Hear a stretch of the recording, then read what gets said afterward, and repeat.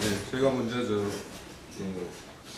지난 한 주간 동안 말씀 깨달은 것 또한 또 있었던 일 이런 것들을 보시면서 말씀을 드려보겠습니다.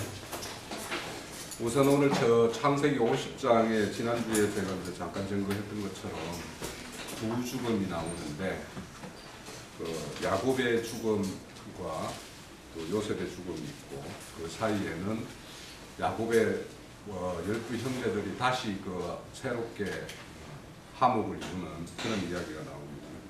그래서 이제 그 죽음 속 가운데에다가 그렇게 이제 형제들의 그 화목이라는 이야기를 딱 중간에 이렇게 끼워 놓은 것도 우리가 잘 유념해서 봐야 될 일이 야곱의 어떤 육신적인 죽음이라는 거. 그러니까 제가 이거와 연관해서 이제 지난 한 주간 동안 생각해 봤던 게 뭐냐면 십자가의 삶이라는 말을 우리 교회 중에서 참 많이 이야기들을 많이 하는데 도대체 십자가의 삶이라는 게 어떤 것일까? 이거를 이제 한번 좀 정도를 해보겠습니다. 우선 이런 십자가의 삶을 살기 위해서는 야곱이 그렇게 그 흔들림 없는 일평생을 그렇게 하나님의 잡힌 바 된 어떤 그런 인생을 살았던 이유는 야곱이 특별히 하나님 은혜를 입어서 하나님에 대한 이상을 선명한 걸 세 가지를 가지고 있어요. 첫 번째는 베델에서 사닥다리가 땅에 서서 하늘에 닿을 만큼 사닥다리가 섰는데 그 사닥다리에 천사들이 오르락 내리락 하는 어떤 그런 이상을 하나 봤고요. 아까 오전에 형제님 잠깐 말씀하셨던 마하나임에서 에서를 만나러 갈 때 그 두려워하는 그 야곱에게 하늘 군대가 이렇게 보이면서 자기를 이렇게 호위하는 것 이런 이상을 봤기 때문에 이제 그 에서를 만날 수가 있었죠. 그리고 이제 그럼에도 불구하고 먼저 다른 어떤 자기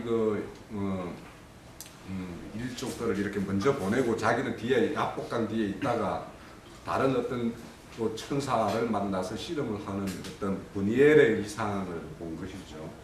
그래서 이런 어떤 야곱의 인생 속에 하나님의 어떤 강력한 섭리로 인해서 야곱을 이렇게 흔들리지 않는 믿음을 이렇게 굳건하게 짙게 잡고 갈 수 있게끔 한 것은 이런 하나님을 직접 자기가 체험한 어떤 그런 선명한 사실들이 있기 때문에 하나님의 어떠하심을 이제 야곱은 이제 알고 그런 어떤 인생을 살았던 거죠.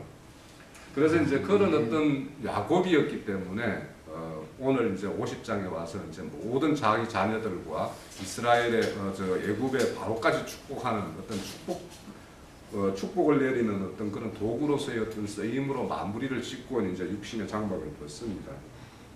그런데 우리가 계속 그 50장 증거하면서 이 육신의 죽음에 대해서 이제 형제님이 많은 말씀을 하셨는데 이 야곱의 죽음에 의해서 자녀들이 이제 죽고 나니까 또 이제 아비가 죽고 나니까 다른 형제들이 이제 요셉을 두려워하니 또 요셉이 이제 다시 형제들을 찾아가서 이제 화목을 완전히 이루는 이야기가 이제 중간에 있는 거죠. 그런데 이제 이런 어떤 죽음이라는 거, 그러니까 우리 믿는 자들이 죽음에 대한 이야기를 가장 잘 설명하고 있는 게 베드로전서 1장이에요. 베드로전서 1장 가서 한번.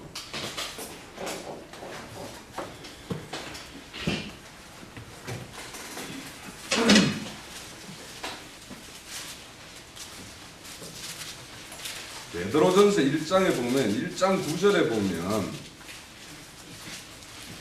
믿음의 결국은 곧 영혼의 구원을 받음이라 이렇게 이야기하고 있어요. 그죠? 그래서 베드로 사도가 참 베드로 사도도 이렇게 그 인물 댐댐이에 대해서 성경에 기록된 내용을 보면 참 야곱만큼 좀 우리 그 인간성을 가지고 있는 사람이에요. 그죠?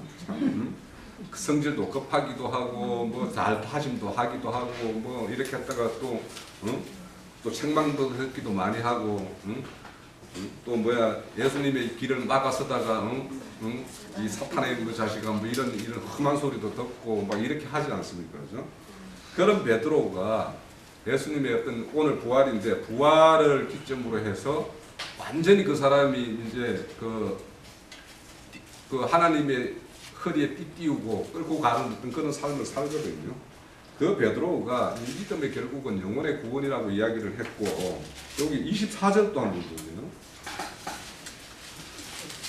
그러면서 뭐냐면 육신에 대한 것들을 이제 이렇게 쭉 이야기하면서 그 모든 육체는 풀과 같고 그 모든 영광은 풀의 꽃과 같으니 풀은 마르고 꽃은 떨어지되 오직 주의 말씀은 세세토록 있도다 하였으니 너희가 전한 복음이 곧 이 말씀이다 이렇게 이야기를 해요.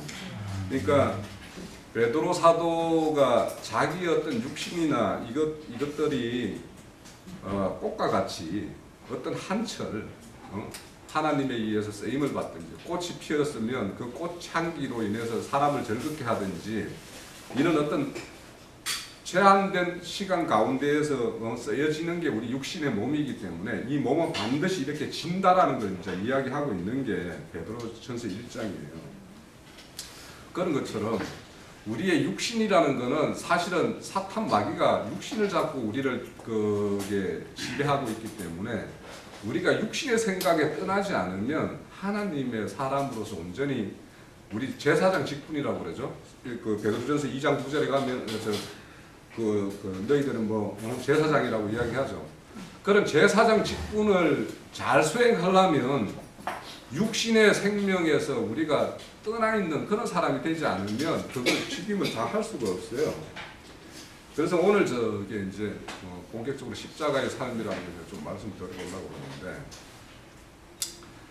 자 우리가 흔히 지금까지 들었을 때 이제 십자가의 삶이라는 걸 내 어떤 일상생활 속에서 좀 내가 힘들고 고통스러운 어떤 일들을 잘 이겨내는 거 이런 것을 이제 십자가라고 생각하는 부분이 많이 있었어요.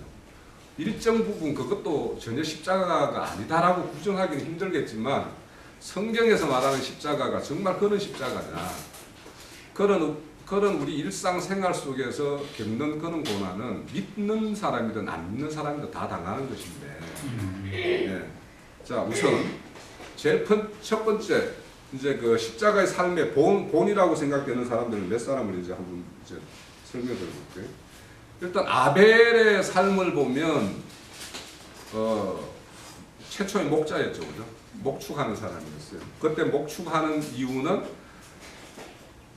아비의 죄를 자기 아비와 어미의 죄를 가리는 가죽옷을 짓는 양을 치는 것은 이제 아벨의 어떤 삶인데 이게 사람의 수치를 가리는 거죠, 그죠? 그러니까 아벨의 삶이라는 것은 사람의 수치를 가려주는 그런 삶을 살았던 사람이에요. 이게 바로 십자가의 삶이라는 거예요. 그러니까 내 수치, 내 어떤 속 성분이 뭐 이렇게 성령의 열매로 되는 부분이 없지 않아 있어요. 그거는 이제 차후에 나누기로 하고. 아벨의 삶이라는 게 그렇단 말이에요. 남의 수치를, 사람의 수치를 가려서 하나님 앞에 설 수 있는 자로 만드는 것이 아벨의 삶이에요. 노아의 삶을 보면 노아의 삶이 아담의 어떤 10대 소리라고 그러죠. 그런데 480세에 하나님의 음성을 들어요. 480세의 음성을 듣고 하나님의 어떤 심판의 경고를 듣고 그때부터 이제 노아의 방주를 짓기 시작해요. 그 노아의 방주를 어디에 짓나? 산에다가 짓는단 말이에요. 그러면 세상 사람들이 볼 때 배는 반드시 바닷가 가까운 데 지어야 되는데 산 중턱에다가 뭔가 방주를 짓겠다고 막 이렇게 하는 노아의 삶을 보면 노아의 그거는 사람들의 비웃음거리고 조롱거릴 수밖에 없죠. 그런데 노아가 결국에는 방주를 지어서 심판이 임했을 때 노아의 가족 8명을 살려내죠. 그러니까 이렇게 십자가의 삶이라는 것은 자기가 들여져서 나름을 살려내는 것이 십자가의 삶이에요. 자, 요셉의 삶도 오늘 우리 저 두 번째 죽음인 요셉의 삶도 매우 마찬가지거든요. 형제들에게 팔려가서 참으로 혹독한 어떤 형제에 대한 어떤 배신감 뭐 이런 것들도 이렇게 점철될 수 있는 그런 삶임에도 불구하고 하나님의 특별한 함께 하심에 의해서 애굽의 총리가 되어서 자기 형제들, 자기 민족을 다 먹여 살릴 수 있는 그런 어떤 양식을 마련하는 자로 이제 이렇게 딱 나타나죠. 그렇죠. 그 예를 이제 우리 주님의 이야기는 일단은 너무도 본질이 그거니까 일단 잠시 두고요. 그 다음에 스데반의 집사의 죽음을 한번 보시면 서대반 집사가 그 사도행전 7장에서 이제 이렇게 유대인들에 의해서 돌 맞아 죽죠. 그 서대반의 죽음을 딱 기점으로 해서 일어나는 이야기가 참 흥미로워요. 그 서대반이 죽고 남으로 인해서 이스라엘이 다 흩어져요. 예루살렘에 있던 사람들의 많은 사람들이 흩어져서 이제 막 저 아시아로 멀리 흩어져 나가죠. 그러면서 뭐냐면 스테반의 어떤 죽음이 있고 난 다음에 빌립의 전도에 의해서 사마리아 사람들이 이렇게 회심을 다해요. 돌아와요. 사마리아 땅에 복음이 들어가기 시작을 했어요. 그리고 나서 그 사도행전 8장에 보면 이디오피아 내시가 이렇게 복음을 또 받아들이고, 그리고 이제 9장에 가면 더 놀라운 것이 스데반을 죽일 때 가장 앞장섰던 사울이 회심을 해서 바울이 되는 어떤 이야기가 딱 일어나요. 그리고 나서는 또 그 로마의 백부장인 고넬료가 복음을 듣고 딱 이렇게 돌아온다는 거예요. 이런 것처럼 스데반의 어떤 죽음에 의해서 아시아 교회들이 형성되고, 결국에는 그 아시아 교회 중에 안디옥 교회라는 게 형성돼 가지고 복음이 이방 땅으로 막 급속하게 퍼져가는 어떤 그런 계기가 되는 게 스데반의 죽음이에요. 자, 이런 것처럼 뭔가 십자가의 삶이라는 것은 나의 죽음, 나의 희생, 나의 더려짐에 의해서 다른 생명의 역사가 이렇게 일어나는 것이 십자가의 어떤 삶이지, 내 어떤 속의 성품의 어떤 뭔가 이 정욕들을 이렇게 처리하는 거, 이런 것들이 필요하죠. 필요하지만 그거는 우리 주님이 늘 가르치는 것 중에서 나는 포도나무고 너희는 가지라고 그러죠. 포도나무에 붙어있는 가지는 반드시 포도나무를 열게끔 되어 있어요.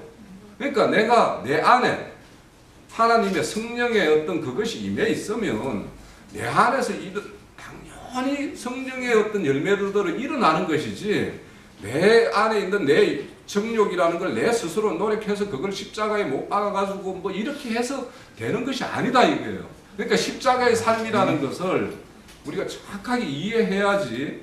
이게 제가 요즘에 이제 이렇게 성경을 좀 이렇게 공부하다 보니까 출애굽기에 보면 간유가 나오죠. 간유가 이렇게 나와요. 그 간유를 보면 간유를 만들어 써대 그게 어디에 쓰냐면 성막의 기물들을 성결하게 하는데 이렇게 뿌려고 바르는 거예요. 그런데 그거를 어디에 바르지 말라고 했냐면 사람에게 붙이지 말고 사람에게 바르지 말라고 그랬어요.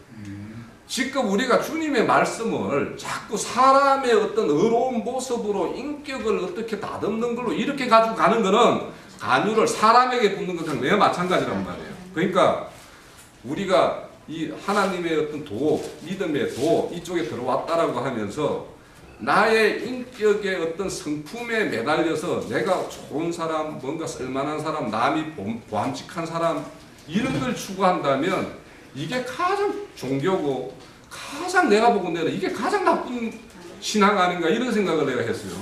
그래서 우리가 그 십자가라는 어떤 그런 어떤 의미를 잘 새겨보면서 하나의 그 표적으로는 이런 게 있죠. 엘리사가 이제 무슨 국을 끓였는데 국에 막 독이 든 그 국의 독을 해소하기 위해서 가루를 이렇게 뿌리죠, 그죠? 그 가루나 또 우리 이제 그 레이기를 공부하는데 소재를 드릴 때 소재를 성결하기 위해서 거기에 소금을 뿌리죠. 네. 소금이나 또 이제 그 엘리사 제자들이 자기 거처가 좁다고 이제 거처를 좀 더 키워야 되겠다고 산에 가서 나무 벤다고 도끼질을 하다가 도끼가 물에 빠지죠. 그 물을 건져 올릴 때 엘리사가 던지는 나무 가지를 집어 던지죠. 나무 가지나 이런 것이 바로 십자가예요. 표적이에요. 그걸 던짐으로 인해서 물에 빠져있는 도끼가 올려지는 거고, 그 가루가 들어감으로 인해 가지고 독이 해소되는 거고, 이런 것처럼 뭔가를 살려내는 것이 십자가고 십자가의 삶이고 이런 것이지 치장하는 거 아니다. 그리고 가장 저는 이제 성경에 보면서 이제 그 예전에도 읽었을 거예요. 분명히 제가 사사기를 처음 읽는 게 아니기 때문에 읽었을 텐데 사사기에 보면 효녀 심청이 같은 이야기 나오는 거 있죠. 네? 11장 저 사사기 11장에 보면 입다와 입다의 딸의 이야기 나오는 거 아시죠? 입다의 딸 나는 이거 읽으면서 참 나 그 성경책 보다가 뭐 내가 참 그 눈시울이 뜨거워졌던 것이 이 사사기 입다의 어떤 이야기와 딸의 이야기를 보면서 참 입다의 딸의 어떤 그 심성이라는 것이 참 이게 우리의 어떤 하나님의 어떤 길을 가는 사람들이 반드시 가져야 될 어떤 심정이다 이런 생각을 했어요. 결국에는 십자가의 그런 어떤 삶을 살 수 있는 것은 나와 하나님과의 관계가 아브라함과 이삭의 관계, 입다와 딸 관계, 이 관계가 되지 않으면 십자가의 삶을 누가 살아낼 수 있으며 어떻게 살겠는가 이런 생각이 들었어요. 그 사사기 11장 그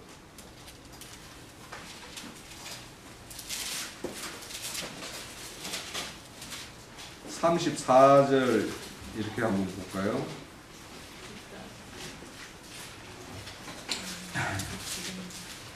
자, 입다는 앞에 11장의 대략 줄거리를 잠깐만 내가 설명을 드릴게요. 입다는 기생의 아들이에요. 길리앗이 기생하고 이렇게 해서 놓은 아들인데 길리앗 원래 본부인 이제 아들이 놓으니까 이 아들들이 서자 출신인 입다를 이제 이렇게 집을 해서 쫓아내는 이야기예요. 쫓아냈을 때 이제 그 암몬이 이제 이스라엘을 쳐들어와요. 쳐들어오니까 이스라엘 제사장들이 입다에게 찾아가가지고 네가 우리의 군대장이 되어 달라 이렇게 부탁을 합니다. 그렇게 했을 때 이제 입다가 너가 나를 예전에는 나를 쫓아내더니 어떻게 나에게 와서 이런 부탁을 하냐 이렇게 이제 해요.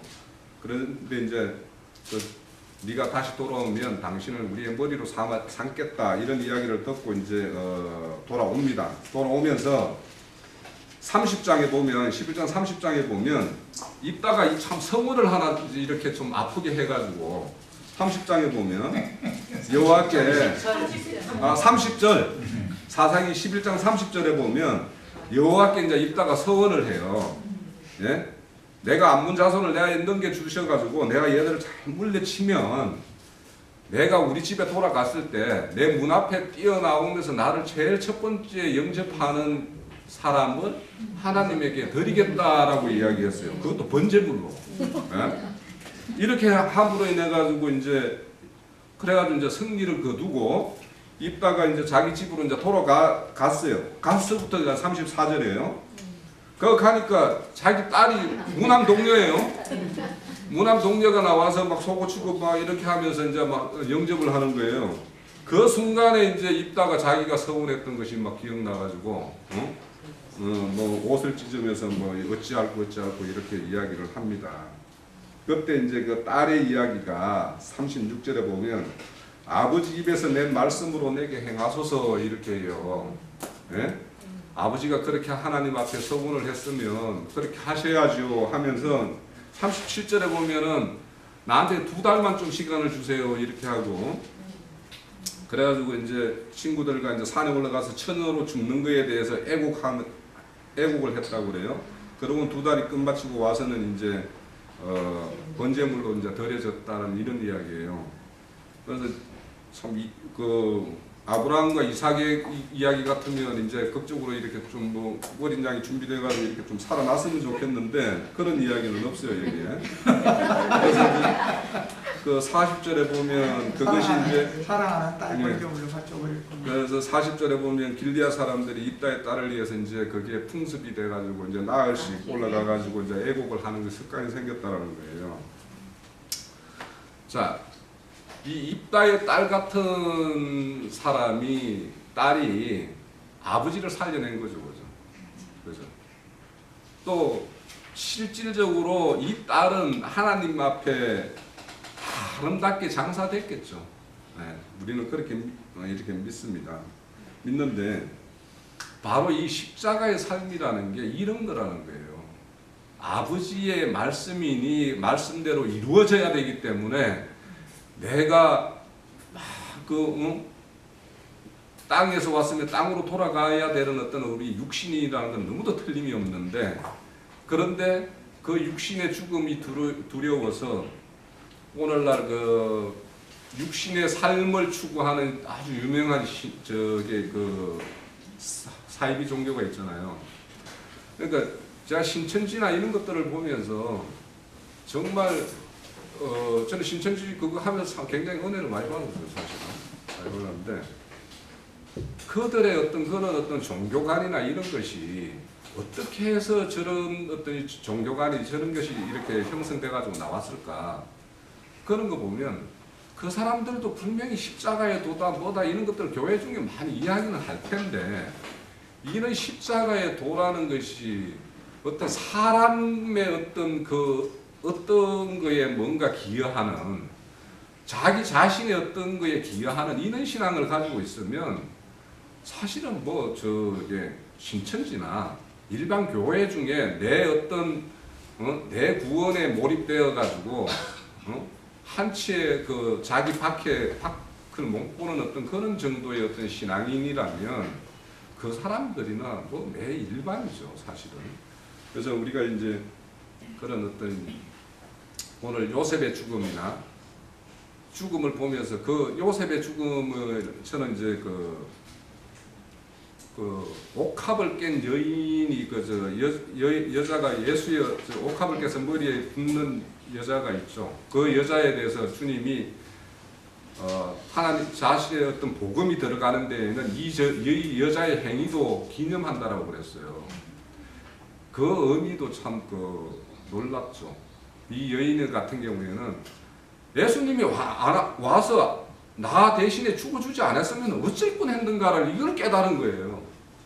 그러니까 단순히 그 여자의 어떤 눈물이라는 거는 예수님이 와서 육신의 어떤 죽음을 당하는 어떤 애통함도 있겠지만, 이분이 와서 죽음으로 인해서 내가 다시 살 수 있다라는 그런 소망을 가지고 있는 기쁨의 눈물이기도 해요. 그 눈물은. 그래서 그 기념한다라는 이유도, 그 옥합을 깬 여자의 어떤 행위를 기념한다라는 것도 참 진리의 어떤 도가 제대로만 이렇게 깨우치면 그게 굉장히 자유할 수 있고, 우리 어떤 뭔가 잡힌 거에 대해서 풀려나는 어떤 그런 것인데, 그것이 잘못 이해되면 나의 어떤 것을 더 뽐내고 뭔가 내 자신을 뭔가 이렇게 가꾸는 도구가 되면 이건 종교이죠.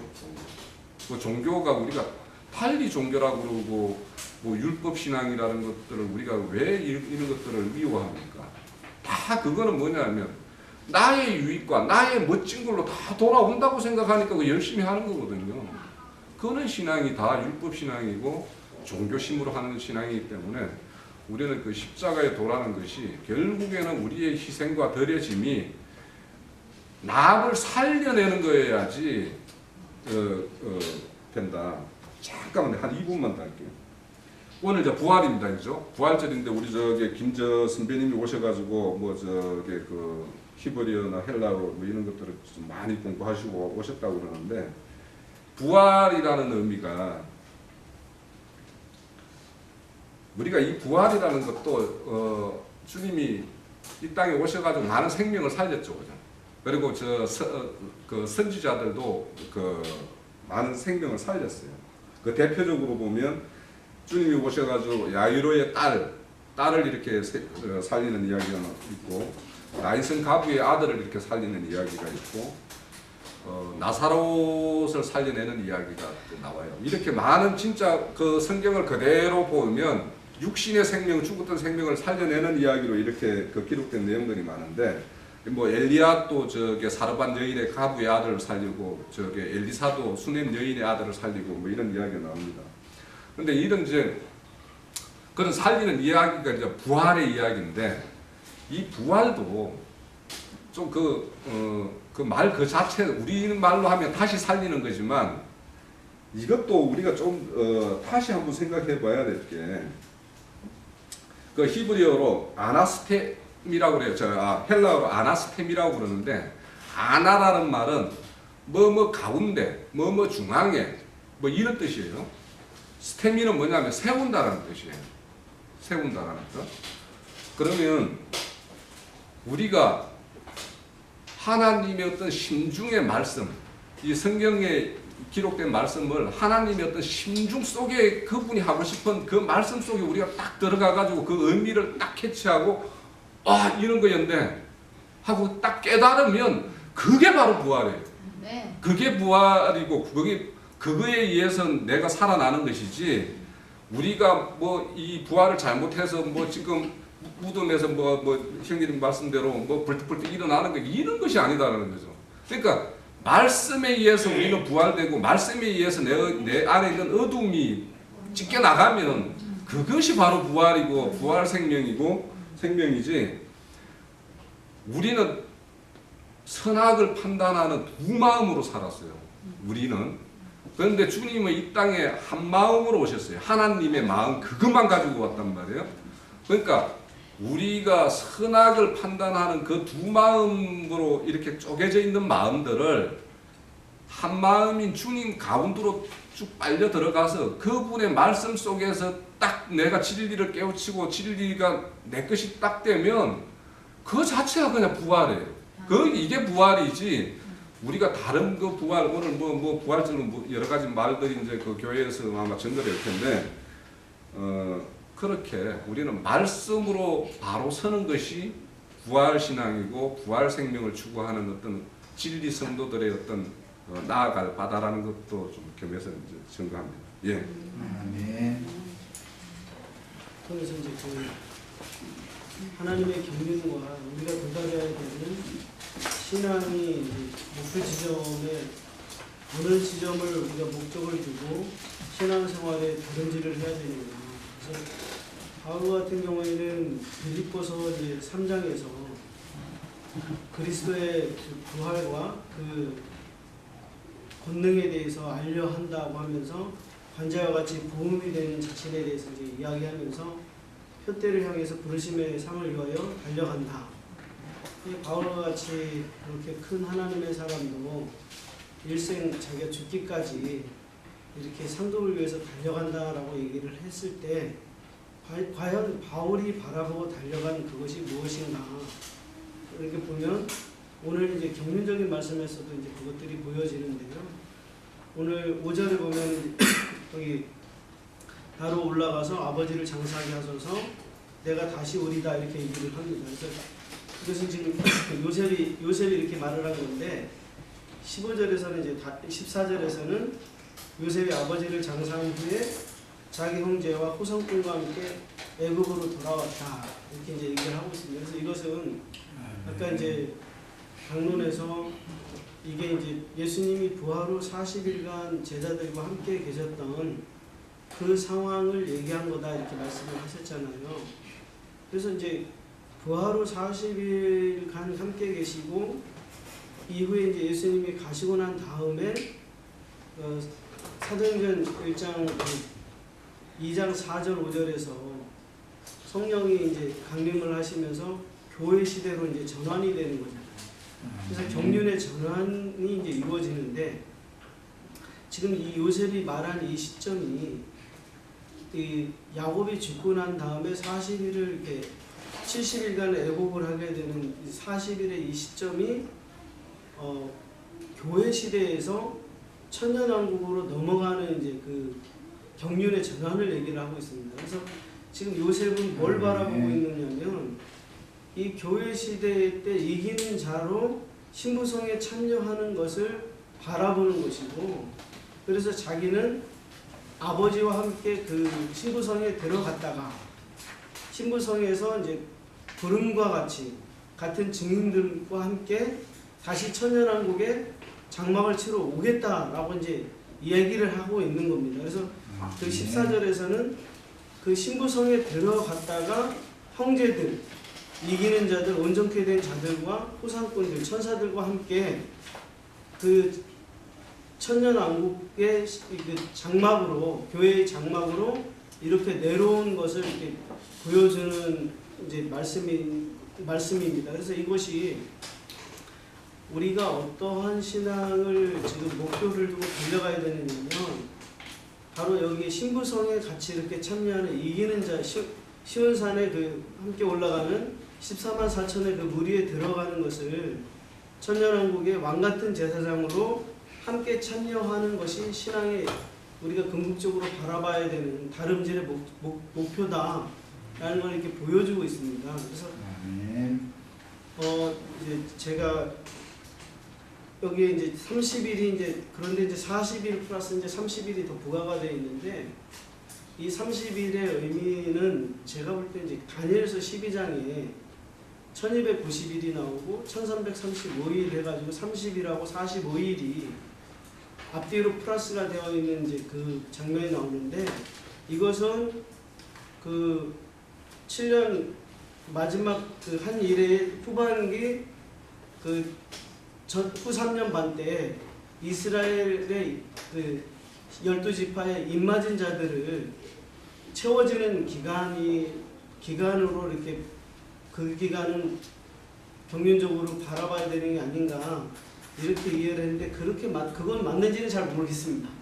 그리고 이제 제가 이제 이 말씀하고 이렇게 보면서 우리가 신앙의 목적을 삼아 신앙의 어떤 수준이 단지 죄사함 받고 거듭나고 이것이 이제 우리의 신앙의 궁극적인 목표가 아니고 그 상황에 이르렀다면 요셉과 같이 이기는 자로서 이렇게 오는 새 시대에 하나님의 그 교회의 일원이 되어져서 이렇게 오는 것이 우리의 그 신앙의 목적이 되어야 된다라는 건데 이 가나안 땅에 이제 들어가는 무리들의 그걸 보면 사도행전 1장 9절에 보면 감난산에서 주님이 승천하실 때 고린도전서 15장에서는 500의 형제가 함께 봤다고 증언을 하고 있어요. 감난산에서 500의 형제가 주님의 부활을 봤어요. 그런데 이제 40일이 지나고 40일간 주님이 이제 함께 오셔서 이들하고 이제 계셨다가 10일이라는 기간이 이제 다시 지나가게 되는데 10일이라는 기간 안에는 안식일이 포함이 되잖아요. 유대인들은 이제 안식일을 지켜야 되는 그런 시험이 있었기 때문에 그 시험에서 380인이 이제 떨어져 나가게 되고 120문도만 남아서 그 오순절을 맞이하게 되거든요. 그래서 이것은 이제 이런 것들이 뭘 보여주느냐면 거듭남에 참여를 했다 하더라도 가나안 땅에 들어가는 무리들은 여기 역시 120이라고 하는 수는 12이라고 하는 수에 이제 관련이 있잖아요. 그래서 그런 자들이 다 참여하는 게 아니다. 거듭났다고 해서 거듭난 자들이 모두 다 이 신부성에 들어가고 이기는 자로 참여가 되는 것은 아니다. 이것은 믿음의 경주를 두렵고 떨림으로 구원을 이루어가는 자들이 들어갈 수 있는 거다라는 것을 이제 보여준다고 생각합니다. 그래서 이제 제가 어제 예전에 이제 모임에 있었던 친구가 저를 찾아와가지고 운동을 하자고 왔는데 비가 와가지고 운동을 못했어요. 그래가지고 이제 운동을 못하고 그래서 이런저런 이제 이야기를 좀 했는데 20년 동안 같은 모임에 있었던 친구거든요. 선교회 모임에 제가 대학교 1학년 때부터 이제 같이 이렇게 지내고 하는 굉장히 친한 친구이기 때문에 이런저런 이야기를 했는데요. 이야기하는 내내 머리가 아팠어요. 물론 그 친구도 저 때문에 머리가 아팠대요. 저도 그 친구 때문에 머리가 아팠어요. 왜냐하면 서로 너무나 이 철도 레일처럼 좁혀지지 않는 간격으로 계속 다른 얘기만 하는 거예요, 서로가. 근데 이제 제가 거기서 느낀 게 뭐였었냐면 그 친구가 그래요. 저한테 그렇게 복잡한 얘기를 하지 말아요.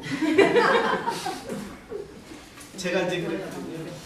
너 손에 들 프로게만 해?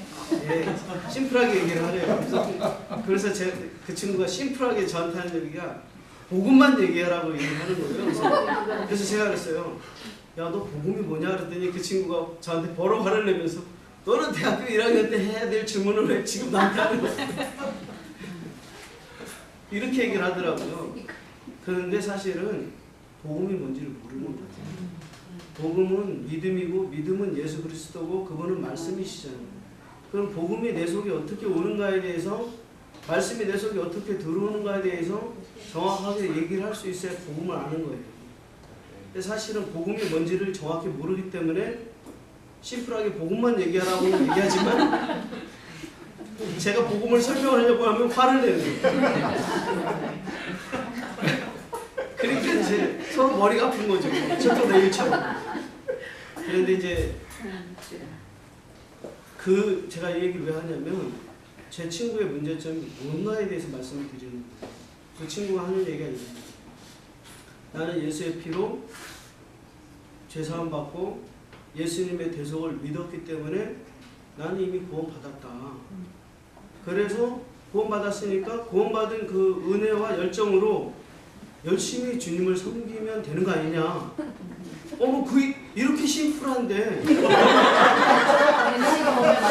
너무 이렇게 복잡하게 얘기를 하면서 사람의 머리를 갖다가 이렇게 쥐간하게 만드는 거야. 근데 사실은요. 그렇지. 저도 쥐가 났어요. 근데 이제 제가 이제 밥을 먹다가 그 얘기를 했거든요. 근데 밥을 먹다가 그 얘기를 했는데 버럭 화를 내면서 밥 먹는데 왜 그 얘기를 밥 먹는데 왜 이런 얘기를 하냐는 거예요. 그래서 제가 황당하잖아요. 왜냐면 그럼 밥 먹는데 믿는 사람들이 이 얘기하지 무슨 얘기를 해요? 믿는 사람들이 밥 먹으면서 세상 얘기할까요? 저는 사실 제가 그런 걸 원치 않거든요. 근데 그래서 제가 친구한테 그랬어요. 20년 친구지만 너 앞으로 이런 얘기 하려면 나 찾아오지 마라.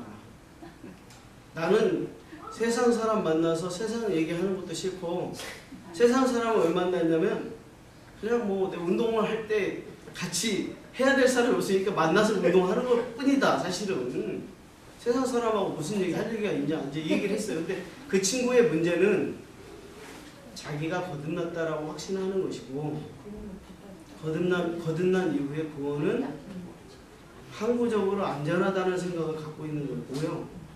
그리고 그것이 구원의 끝이라고 생각을 하고 있다는 것에 문제가 있는 겁니다. 그래서 저는 이제 그 친구에게 해주고 싶었던 얘기가 뭐냐면 너는 거듭났는지 안 났는지 너 스스로 굉장히 점검을 해봐야 되고 내가 이런 얘기를 할 때 머리가 아프다는 것은 내가 볼 때 너 거듭나지 못한 것 같다. 이야기를 해주고 싶은 거지만 제가 그랬어요. 친구한테 그랬어요. 내가 병아리 감별사도 아니고 의원 감별사도 아니다. 이게 병아리가 새끼 때 암놈인지 순놈인지를 이렇게 물을 비춰보면 안 되네요. 근데 뭐 구원을 제가 감별할 수 있는 사람이 아니잖아요. 왜냐하면 구원 이 사람이 생명체가 있는지 없는지의 확정은 하나님이 하시는 거지 제가 하는 게 아니니까. 그러나 뭐냐면 저는 제가 하고 싶었던 얘기는 감은 잡을 수 있다는 얘기를 사실은 하고 싶었던 거겠죠. 근데 차마 그 얘기를 할 수 없는 거고. 근데 이제 그걸 점검해 봐라는 얘기를 하고 싶었던 거고. 유병호 씨가 죽어가지고 그분 만났으면 그 감결이 될 텐데 그분. 그래서 그 얘기를 하고 싶었던 거고. 그 다음에는 더 나아가서는 우리가 죄산 받고 거듭난 게 끝이 아니라 그 다음에 홍해를 건넌 사람은 요단강을 건너야 되는 거고 요단강을 건너야 지성소에 들어가서 시은자 속죄소 사이에 계시는 주님 하나님께서 하시는 이야기를 듣고 우리가 가나안 전투에 참여하는 용사들이 될 테고 이렇게 된 자만이 오는 세상에 천년왕국에 하나님의 교회로 올 수 있다는 얘기를 해주고 싶었던 건데 진도의 10%도 못 뽑고 그 죄사함에 관한 이야기조차도 제대로 못하고 이야기가 마무리되고 말았어요. 그리고 더 다른 얘기를 할 수가 없었기 때문에 그냥 노인네들도 아닌데 젊은 친구들이 만나가지고 옛날 얘기 좀 하다 말았어요. 그래서 이제 제가 오늘 말씀에서도 이제 아까 초두에 그 얘기를 꺼냈잖아요. 연결되는 얘기이기 때문에 했습니다. 우리의 신앙의 그 목표가 어디까지 가야 되는 거냐면 오는 새 천년 세계에 우리가 이기는 자로 주님과 함께 장막을 두르고 오는 그것을 추구하는 자들이 분명히 돼야 된다라는 것이 이제 신앙. 그러기 때문에 이런 진리의 말씀에서 지금 강론이 창세기 50장의 맨 마지막이 요셉의 죽음으로 끝이 나잖아요. 이것은 뭐냐면 천년왕국의 끝 지점을 얘기한 거잖아요. 그래서 이 천년왕국의 끝이 나면 영세와 영원한 세계로 들어가고 말잖아요. 그래서 이 창세기 1장에서 50장이라고 하는 것은 이미 예표적으로 전 성경을 다 예표한 거고 하나님의 경륜을 다 예표한 그것이 마지막 부분이고 이 50장의 부분이 그 마지막을 이야기하고 있어서 사실은 이 강론을 오늘 강론의 어떤 이 포인트를 잡아서 이 부분을 이해한다는 것은 처음 복음을 깊이 들어오지 못한 분들에게는 굉장히 어려울 수 있는 부분이긴 하잖아요. 왜냐하면 이 끝지점을 두고 얘기를 했으니까. 근데 제가 이런 일을 겪으면서도 안타깝고 또 이런 이야기를 할 만한 사람이 없다는 것에 대해서도 안타깝고 또 이야기를 해보면 알아듣지 못하는 것에 대해서도 안타깝고 또 근데 이제 문제는 뭐냐면 반대편에 있는 제 친구는요 아까도 말씀드린 심플하게 믿어야 되는데 제가 너무 옛날부터 너무 복잡했다는 그 친구 얘기는 넌 옛날에도 그러더니 지금 못하는 거예요. 근데 물론 뭐 인정합니다. 인정을 하는데 인정하지만 참 그것이 한국 교회에 대다수의 그 많은 음료의 물에 취한 사람들이 가지고 있는 잘못된 신앙관들의 결론이라는 거예요. 그 모습이. 특히나 제가 만난 이 친구는 그래도 율법에 있어서 굉장히 좋은 모임에 있는 친구예요. 그럼에도 불구하고 그 수준이 정말 초등학교 수준에도 못 미치고 있는 이런 영적인 실상 가운데 있는데 머리들은 이따만해져가지고 자기들은 뭔 얘기를 하면 알아듣지 못하고 기분 나빠한다는 것 자체가 굉장히 안타까웠던 시간을 가졌습니다. 네, 이상입니다. 장지에 장사되는 사람이 있고 야곱이 준비한 장지에 장사되는 사람이 있어. 이것은 경륜의 차이가 있어서 그래서 그래. 이것은 이제 잠시 시간 쉬었다 가서 잠깐 설명을 하겠습니다. 네.